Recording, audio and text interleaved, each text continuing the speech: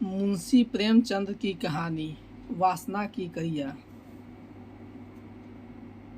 मुल्तान की लड़ाई को जीतने के बाद घमंड में चूर कासिम चला आ रहा था। शाम हो गई थी और सारा लश्कर आरामगाह की तलाश में था, लेकिन कासिम अपने मालिक की सेवा करने के ख्यालों में था।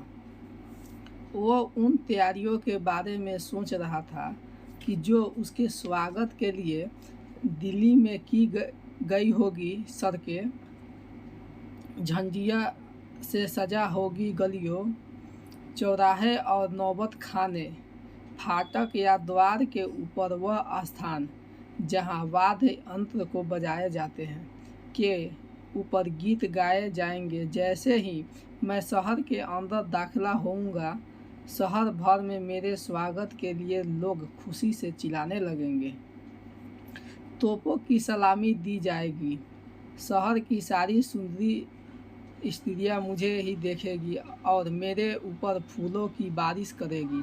बड़े बड़े लोग मेरे स्वागत के लिए महल के द्वार तक आएंगे। मेरे दरबार में पहुंचते ही हुजूर जैसे ही मुझे गले लगाने के लिए उठेंगे, मैं उनके पैर चूम लूँगा। आह, वो समय कब आएगा।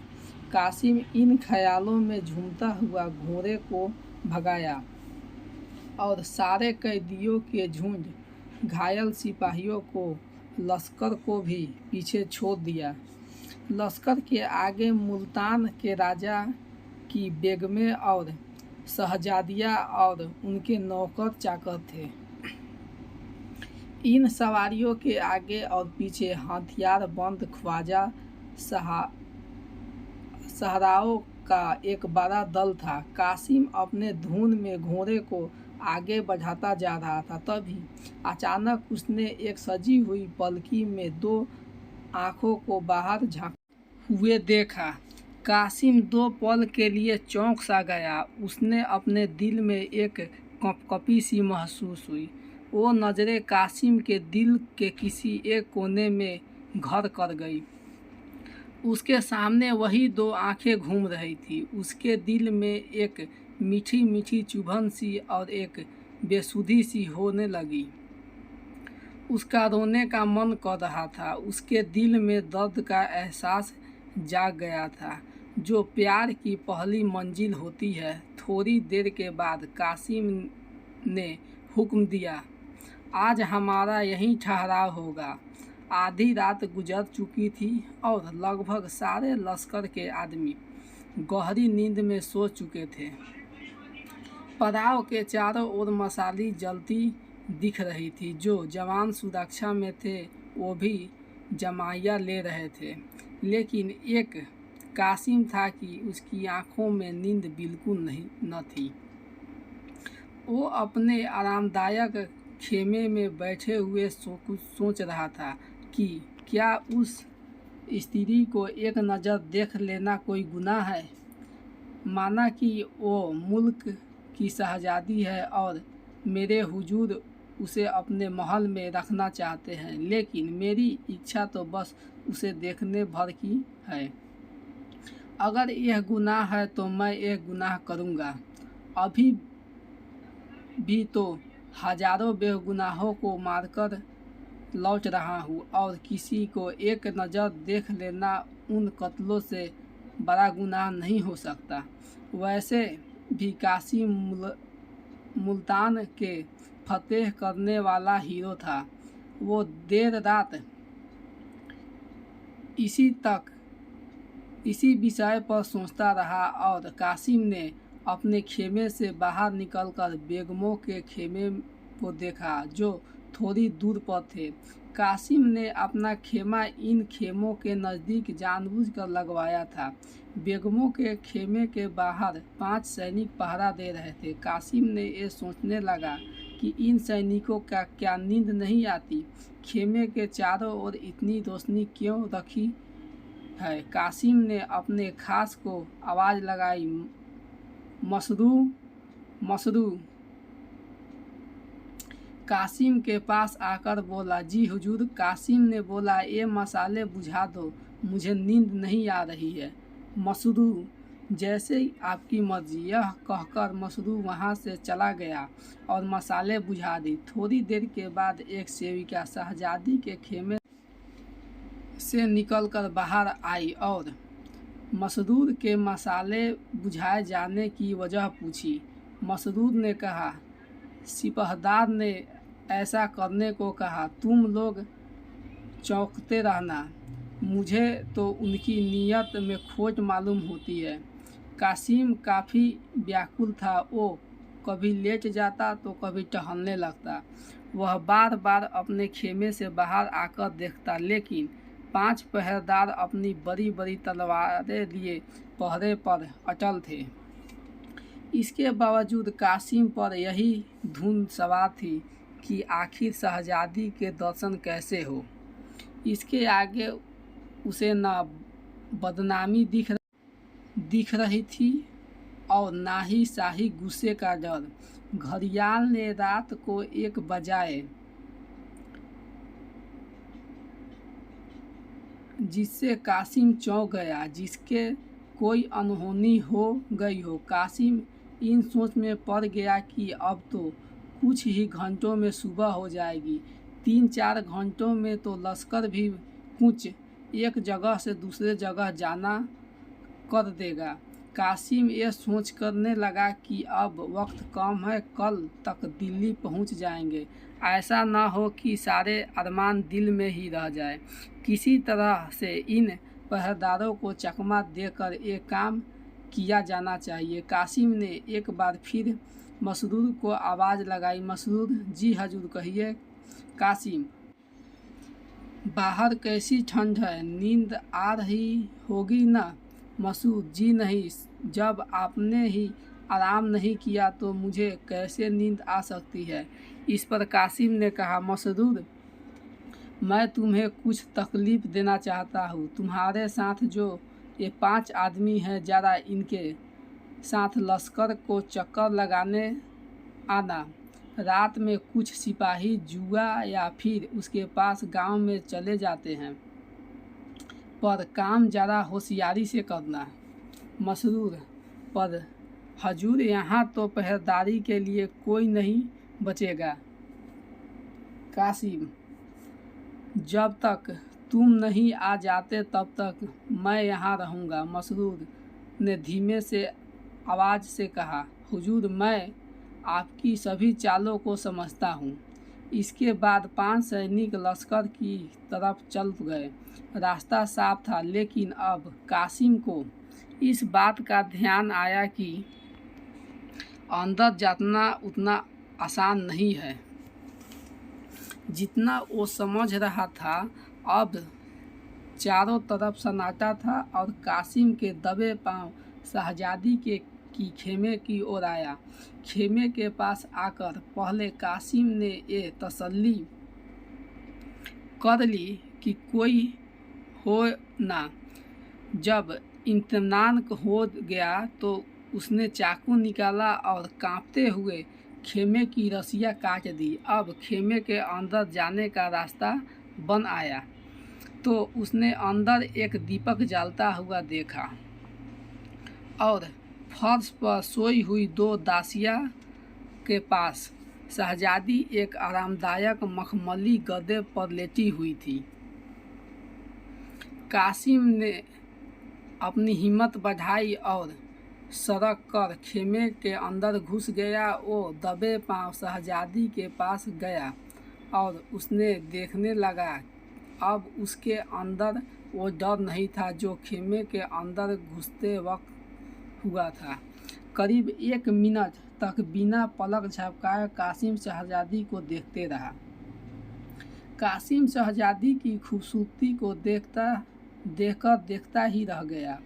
उसकी बेचैनी ने अब इच्छा का रूप धारण कर लिया। उस बेचैनी में एक व्याकुलता थी, एक पीड़ा थी जो उसे आनंद दे रही थी। कासिम का दिल उस खूबसूरत शहजादी के पैरों से सिर रखने का कर रहा था, रोने को हो रहा था। यहाँ तक कि उसका दिल उस सुंदरी के कदमों में अपनी जान देने का कर रहा था। उसके मन में अजीब सा एहसास होने लगा और वह वासना की लहरों में फंसता चला गया। कासिम करीब आधे घंटे तक उस सुंदरी के पैरों के पास अपना सिर झुकाए बस यही सोचता रहा कि आखिर कैसे इसे जगाऊं। वो जैसे जैसे करवट बदलती कासिम का कलेजा मुंह तक आ जाता।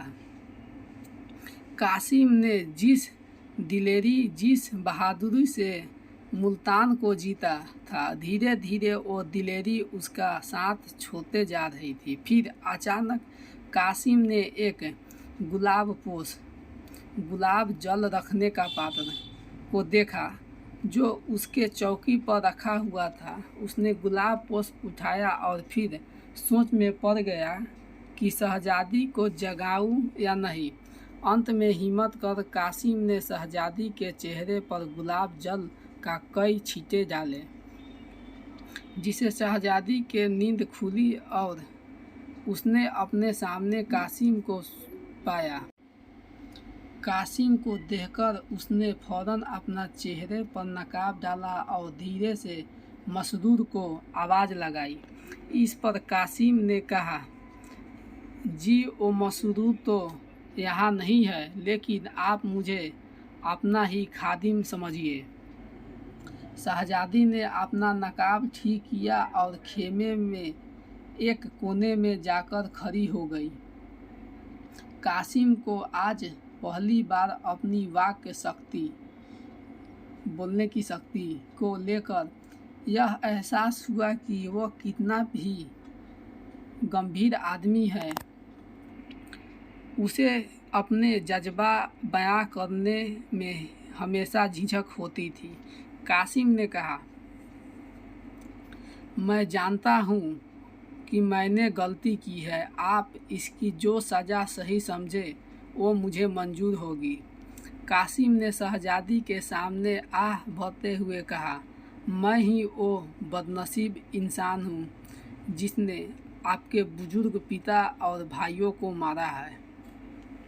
मेरे ही हाथों से मुल्तान के हजारों जवानों भी मारे गए, सल्तनत तबाह हो गई और आपको ये दिन देखना पड़ा।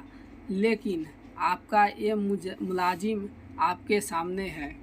आपके एक इशारे पर मैं आपके लिए निछावर हो जाऊं। मुझे ये आज मालूम हुआ कि कैसे बहादुरी के पर्दे में मन की इच्छा इंसान से किसी तरह के पाप करवाती है। काश मेरी ये आंखें पहले खुली होती। कासिम ने अपने दिल का सारा हाल शहजादी के सामने कह दिया। भावनाओं में उसने अपने दिल की पीड़ा का ऐसा वर्णन किया कि उसके पास जो शब्द थे वो भी ख़त्म हो गए। अपने दिल की बात कहने की उसकी सारी इच्छा पूरी हो गई। कासिम वहाँ से हिला तक नहीं, बल्कि उसने अपनी आरजुओं के लिए एक कदम और आगे बढ़ाया। मेरे इस पूरे विवरण का फ़ायदा ही क्या? अगर हाले दिल ही सुनना होता तो किसी तस्वीर को सुना देता। वो तस्वीर मेरी कहानी को ज़्यादा ध्यान से और खामोशी से सुनती। कासिम के दिलो दिमाग में बस यही चल रहा था कि काश मैं भी इस सुंदरी की आवाज़ सुन पाता। मेरे इस दर्द का उसे दिल पर क्या असर हुआ ये मालूम हो पाता। काश उसे इस बात का एहसास होता कि जिस आग में मैं जल रहा हूँ उसकी थोड़ी भी आँच इधर भी पहुँच पाती। उसकी आवाज़ कितनी मीठी होगी। इस सुंदर शहजादी की आवाज़ सुनने में कितना मज़ा आएगा। अगर किसी वो भी मुझे प्यार करती होगी तो फिर मुझसे खुशनसीब से इस दुनिया में कोई नहीं और ना होगा। इन ख्यालों में कासिम का दिल खुश हुए जा रहा था। इन सब के बीच कासिम के दासियों को जगने और मसरूर के वापस आ जाने की धक धक लगी हुई थी। कासिम ने कहा, ए हुस्न की मलिका, एक खादिम सेवक आपकी कृपा का अधिकार रखता है, इस पे कुछ रहम नहीं करेगी आप। इस पर शहजादी ने नकाब के अंदर से कहा, जो खुद रहन पाने का अधिकारी हो वो दूसरों पर क्या रहन करेगा। मैं वो पंछी हूँ जिसके ना बोल है और ना पर। शहजादी ने कहा, मुझे मालूम है कि कल शाम को मैं उस जालिम बादशाह के आगे हाथ बंधे खड़ी रहूँगी। कौन सख्त ऐसी ज़िंदगी की इच्छा रखेगा। आगे शहजादी की आह भरते हुए कहा, मुल्तान की शहजादी एक जालिम और पापी इंसान की वासना का शिकार होने का मजबूर है। आप मुझे मेरे हाल पर छोड़ दीजिए। मैं तो हूँ ही बदनसीब, ऐसा ना हो कि आपको भी मेरे साथ साथ शाही गुस्से का शिकार बनना पड़ेगा। दिल में तो बहुत बातें हैं, पर क्यों कहूँ, उससे क्या ही हासिल हो पाएगा। आप बहादुर भी है और आप में खुदारी भी है। खुदा आपको बरकत दे। मुझे आपसे कोई शिकायत नहीं है। मुझे आज मालूम हुआ कि मोहब्बत कितनी पाक है, जो उस दामन में भी मुंह छिपाने से परहेज नहीं करते जो मेरे अपने के खून में सना पड़ा है। आपसे मेरी बस यही विनती है कि आप इस गरीब को भूल मत जाना। ये पल मेरे दिल में हमेशा एक मीठी याद बनकर रहेगी। उस कैदी में यही सपना मेरे दिल को सुकून दिया करेगा। अब आप इस सपने को तोड़िए मत और खुदा के वास्ते जाइए यहाँ से, इससे पहले कि मसरूर आ जाए। वो बड़ा ही जालिम किस्म का है। मुझे तो ये आशंका है कि उसने आपको धोखा दिया। इसमें भी कोई शक नहीं कि कहीं वो यहाँ ना छिपा बैठा हो। उससे आप थोड़ा होशियार रहिएगा। अब आप जाइए, खुदा हाफिज। यह सब सुनने के बाद कासिम ख्यालों में डूब गया। उसने जो अपने सपने में भी नहीं सोचा था वो पूरा हो गया। वो गर्व से फूला न समा रहा था। वो अपने आप को दुनिया का सबसे खुशकिस्मत इंसान समझ रहा था। कासिम के दिल ने कहा, मैं इस खूबसूरत स्त्री के लिए क्या कुछ नहीं कर सकता। मैं क्यों डरूं बादशाह से। मैं बादशाह का गुलाम नहीं हूँ। मेरी बहादुरी की किसी भी दरबार में कद्र हो सकती है। मैं इस गुलामी को जंजीरों को तोड़ डालूंगा और एक ऐसा देश में जाकर बस जाऊंगा जहाँ बादशाह तो क्या, उसे परिंदे भी ना आ सकेंगे। हुस्न का आशीर्वाद हो तो मुझे किसी और चीज़ की इच्छा नहीं। मैं अपनी इच्छाओं का गला क्यों घोंटूं। इन्हीं विचारों को मन में सोचते हुए कासिम ने तलवार निकाली और बोला, जब तक मुझे में दम है तब तक आपकी ओर कोई आंख उठाकर भी नहीं देख सकता, चाहे फिर वो बादशाह क्यों न हो।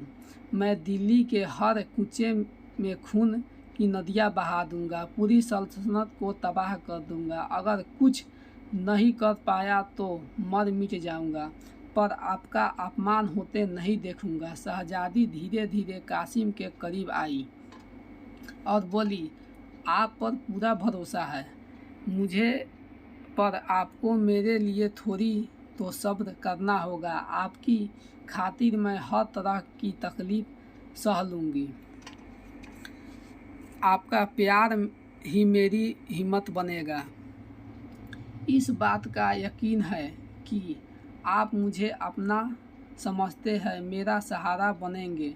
न जाने तकदीर हमें फिर मिलाए या न मिलाए। इस पर कासिम ने अकड़ते हुए कहा, हम लोग दिल्ली जाए ही क्यों, भरतपुर जा सकते हैं। शहजादी ने कहा, पर हिंदुस्तान से बाहर थोड़े न जा सकते। जंगलों और वीरानों की ज़िंदगी चैन से नहीं बीतेगी। आप असलियत से मुँह मत मोड़िए। माना खुदा ने आपको बहादुरी बख्ती है, पर तेग ए इस्फानी भी तो पहाड़ से टकराएगी तो टूट जाएगा। शहजादी की बात सुनकर कासिम का जोश थोड़ा ठंडा हुआ। कल्पना की दुनिया का जो भ्रम उसकी आंखों पर था वो हट गया। उसे अपने बेबसी साफ साफ दिखाई देने लगी।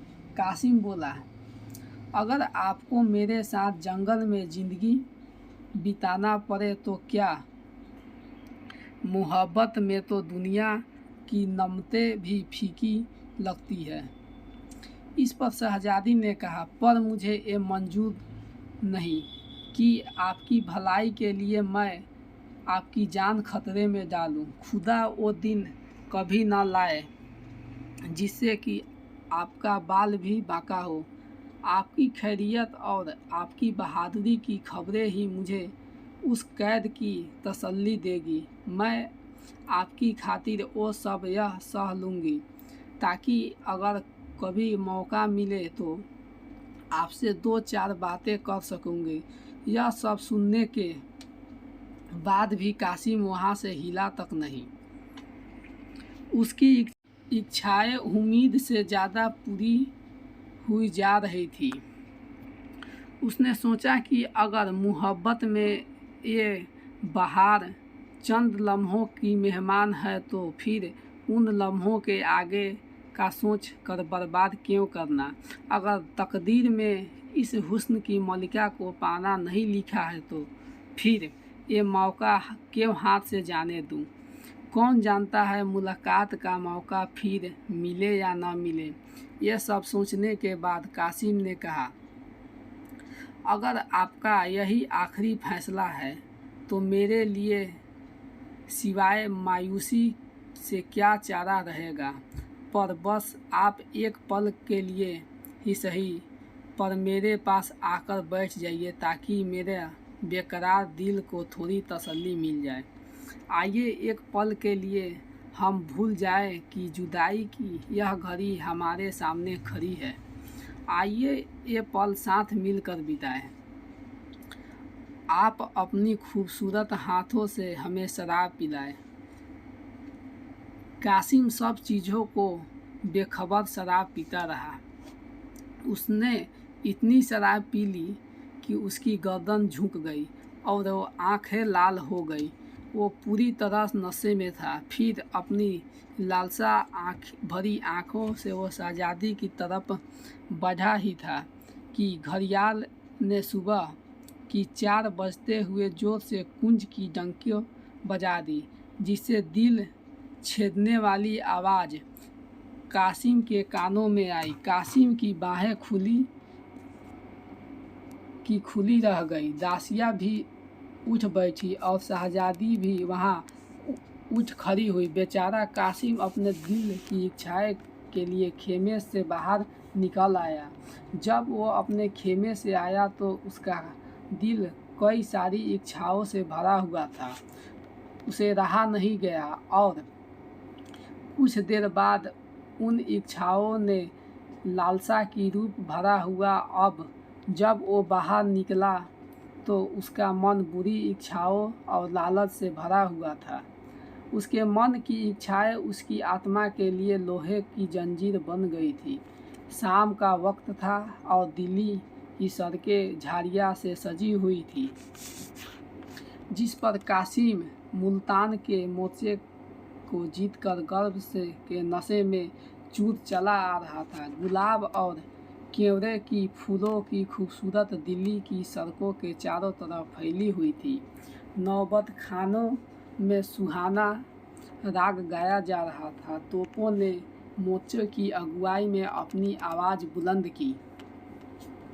नगर की सुंदरियों खिड़की से देख रही थी। फूलों की बारिश हो रही थी। जब कासिम शाही मंडप के पास पहुंचा तो बड़े बड़े अमीर लोगों उसके स्वागत के लिए कतार में बंधे खड़े थे। ऐसे सत्कार के बीच जब वो दीवाने खास में पहुंचा तो उसका दिमाग उस वक्त 7वें आसमान पर था। बादशाह के पास पहुंचते ही उसने शाही तख्त को चूम लिया।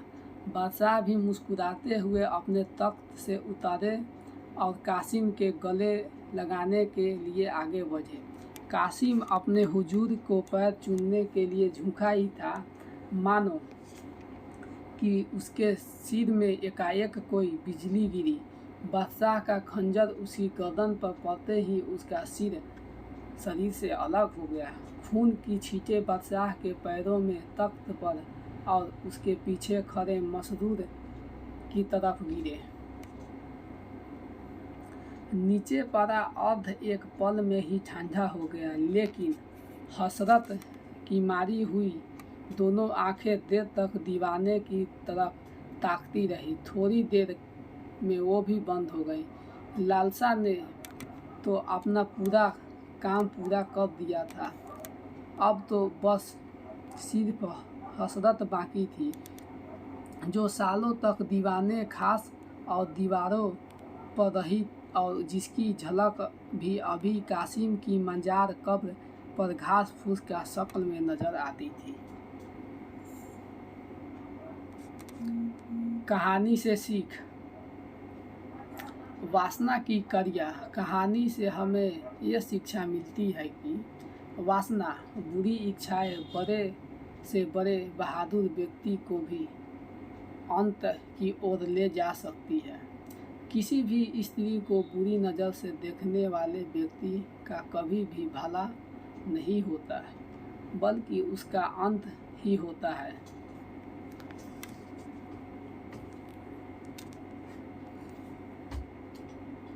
आपको ये कहानी कैसी लगी, नीचे कमेंट करके हमें ज़रूर बताइएगा। अगर आपको ये कहानी पसंद आई हो तो अपने दोस्तों के साथ शेयर करें और ऐसी ही प्यारी कहानियाँ सुनने के लिए हमारे YouTube चैनल से जुड़ें।